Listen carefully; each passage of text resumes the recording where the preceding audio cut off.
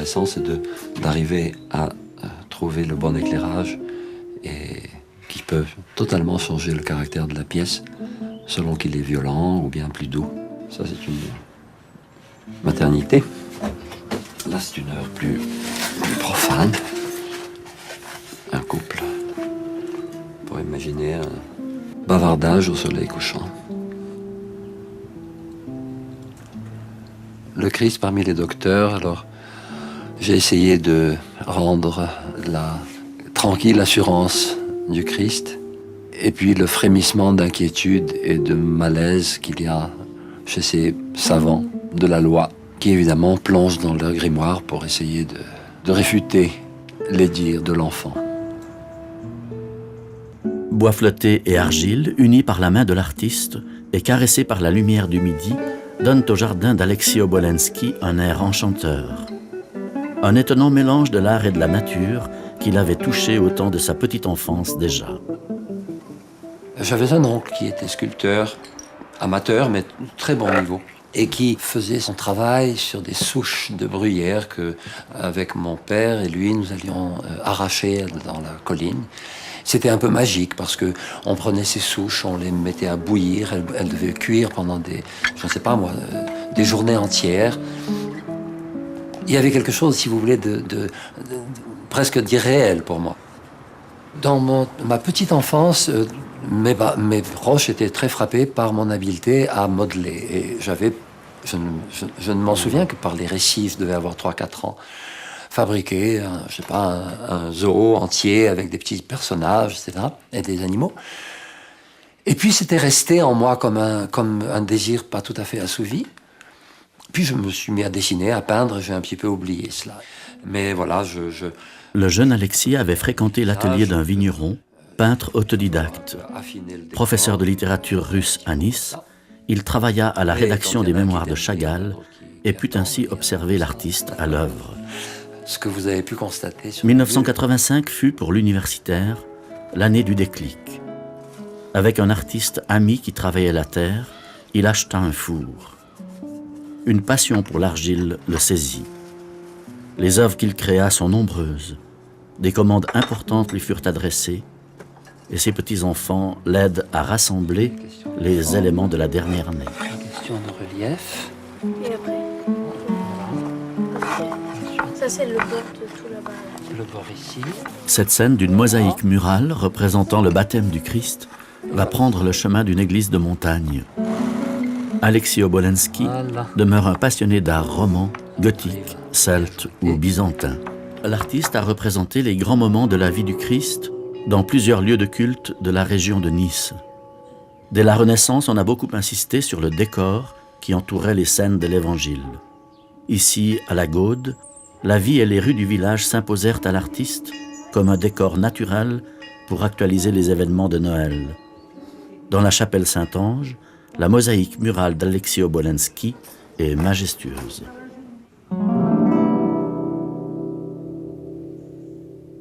En guise de grotte où naît le Christ, j'ai pu choisir un lieu qui existe dans le village, c'est-à-dire l'ancien moulin à huile. Alors évidemment, ça n'est pas la presse mystique que l'on retrouve dans la symbolique catholique, mais c'est une presse quand même. Et si ça n'est pas du vin, c'est de l'huile. Mais bon, vous savez, on peut quand même y trouver toutes les correspondances symboliques. On annonce au berger la venue d'un berger un petit peu particulier. On ne sait pas trop comment ils le prennent, ils sont quand même très, très étonnés. Et le petit clin d'œil avec le crâne blanc d'un berger, blanc tout simplement parce que d'habitude il porte la casquette, mais cette fois-ci il l'a enlevé.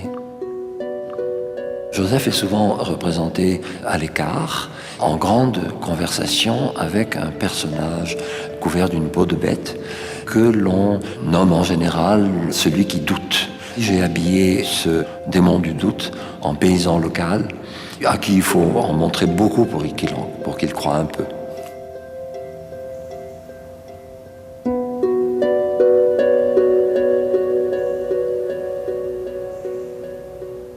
La visite des mages fera place au drame. Des innocents seront assassinés. Jésus prendra le chemin de l'exil.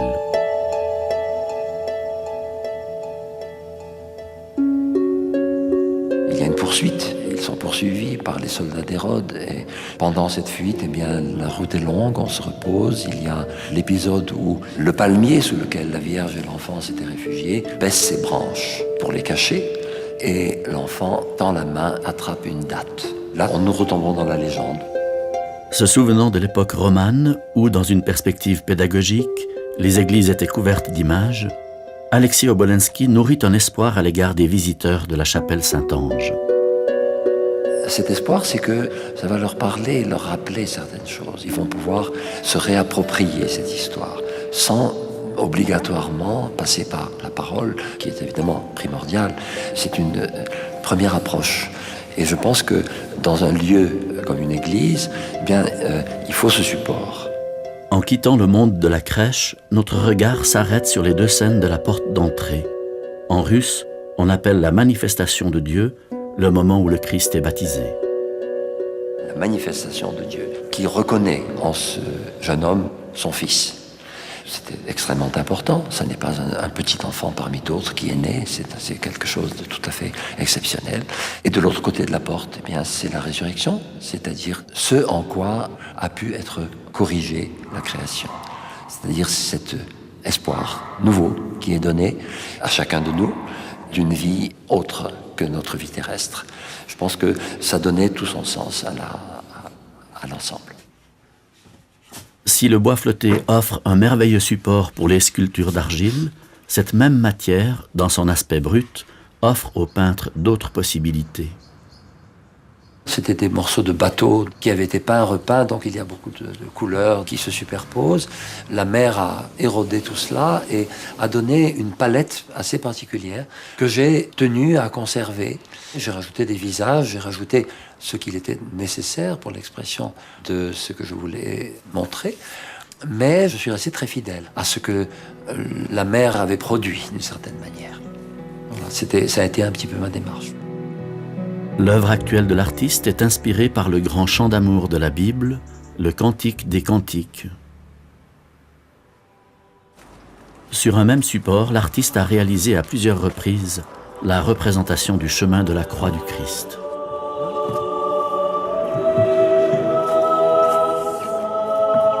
Par le regard, entrer dans un mystère. On peut y entrer par l'intellect, on peut y entrer par la parole, par la pensée, par le regard, par la main. Il y a quelque chose peut-être de plus tactile. On vérifie quelque part quelque chose, on vérifie la douleur, on vérifie la souffrance, la sueur, quelque chose qui vous met directement en contact.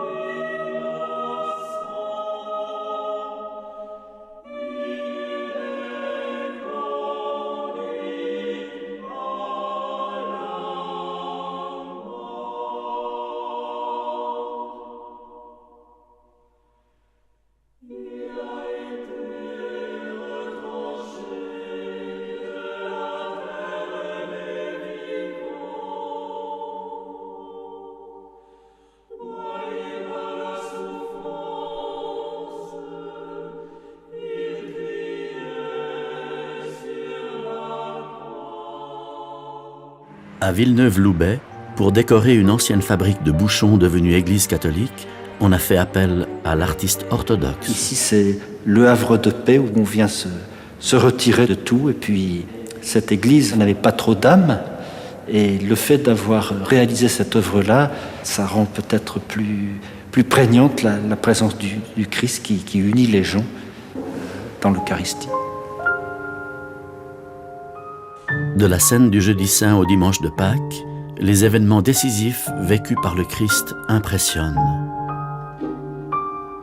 Le regard s'attarde devant les céramiques murales de l'église Saint-Christophe. Il y a le personnage de Judas. Tout le monde savait qui était Jésus. On n'avait absolument pas besoin de donner un baiser pour le reconnaître. Si on le fait, c'est qu'il faut que le traître assume sa traîtrise. Donc, si vous voulez, il y a quelque chose de particulièrement poignant, ce qui va amener à son suicide, d'ailleurs. Ça, c'est une partie de l'humanité. L'autre partie, c'est Saint Pierre, qui ne sait pas faire la différence encore entre la divinité et l'humanité du Christ. Pour lui, le Christ est un ami, quelqu'un qu'il admire, et il est en danger. Alors il se saisit d'une épée et il essaie de le défendre, quelque part bêtement. Il ne pouvait rien faire contre la troupe qui venait l'arrêter. Là aussi, le soir du jeudi saint, les disciples dînaient avec un homme qu'ils respectaient, qu'ils aimaient, mais avec un homme. Cagnes-sur-Mer, au bord de la Méditerranée, la chapelle Saint-Pierre est un lieu aimé des gens de la mer et des touristes. La figure de l'apôtre Pierre s'impose dans les diverses compositions de Alexis Obolensky. La mer sert de décor à plusieurs rencontres du disciple et du ressuscité. Ici, la pêche miraculeuse. Saint-Pierre a découvert Jésus. Il l'a suivi. Est-ce qu'il l'a suivi en toute connaissance de cause? On ne le sait pas. Il le découvre au fur et à mesure. Il le découvre à travers aussi les erreurs qu'il commet. Mais il lui reste fidèle. Il va lui rester fidèle jusqu'à sa propre mort. Il y a là quelque chose d'exemplaire de notre humanité. C'est-à-dire que nous ne sommes pas, dès le début et à jamais, entièrement conquis et inébranlables. Et là, eh bien, je trouve que Saint Pierre est vraiment l'un des personnages de la Bible les plus réconfortants dans ce sens. C'est que on peut tomber, on peut se relever, on peut se tromper, et même trahir, mais le regretter. Comment le créateur d'images nous conduit-il au cœur de l'évangile qui inspire son art? Par les visages, par l'expression des mains, on pénètre quelque part dans l'état psychique des personnages, en essayant de trouver l'expression juste pour tel ou tel moment. Eh bien, on essaie de se mettre à leur place et d'essayer de comprendre comment est-ce qu'ils ont pu réagir. On ne vit pas impunément à l'intérieur de la représentation évangélique, parce qu'on ne peut pas la représenter sans la vivre. Et dans ce sens, évidemment, au fond, c'est une réflexion, une prière, une appropriation aussi. Voilà, je crois que tout est dit.